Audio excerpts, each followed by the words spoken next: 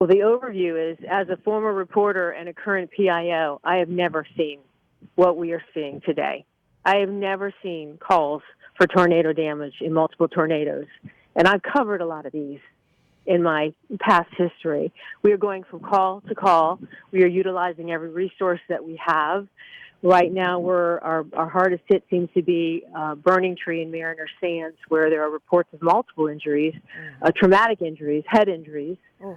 We've deployed our Bearcat, where we're going to actually start to do those transports using the Bearcat. Many of our deputies have chainsaws. There are structures that the fire rescue can't get to, so we're trying to remove trees and chainsaw the trees to give access. There's down power lines.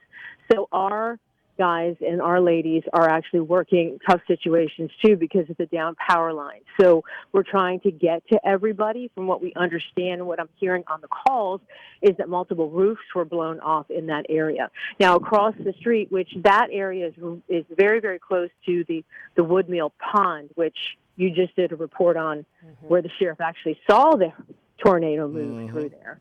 So I don't know if it was that one tornado that ripped through everything else, but Mariner Village across the street from Mariner Sands, we couldn't get in there either because of debris blocking the access road and down power lines. So we're doing our best, and that's why we're asking everyone, please don't go on the road. These down trees and down power lines are everywhere. And what we're seeing is 1 minute you walk outside and it's breezy, there's a lot of light, and then it turns. Then you can hear what they call that train sound, and you don't know if it's thunder or you don't know if it's a tornado coming. So I've never seen anything like this before. And Christine, are we understanding correctly, there are trees blocking entrances to communities where you're getting phone calls for assistance because people have lost or been impacted by this storm? Yes, and that is the incredible work, and I have to say, of Martin County Fire Rescue and the deputies. They have chainsaws, and they're cutting through the debris so we can respond. And we're looking at video, Christine. Obviously, you can't see it, but some of the tornado activity in the Martin County area today. You and I have been in touch. This is tape. This came to us a while ago, but as you look at this, and as you said, old reporting chops that you have, veteran reporter and now veteran PIO, just everybody we've talked to today, from sheriffs to people such as yourself, to our chief meteorologist, Shannon, and I've been around many a block with storms, have just never seen the intensity and the volume of what's happened today.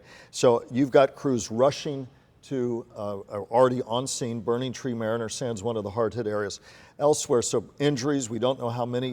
What are some of the other key areas you're dealing with? And then Steve may want to jump in with any questions that he has, of course.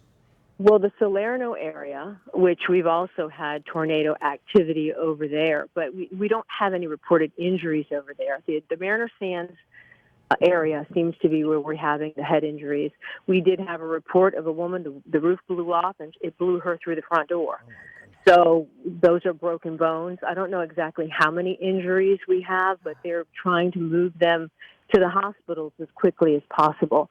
I do know that I've heard two separate head injuries, and we're speaking of, people that are in their 70s, in their 80s, and they're bleeding profusely. So we're going as quickly as we can to try to make sure that we can access everyone as quickly as we can.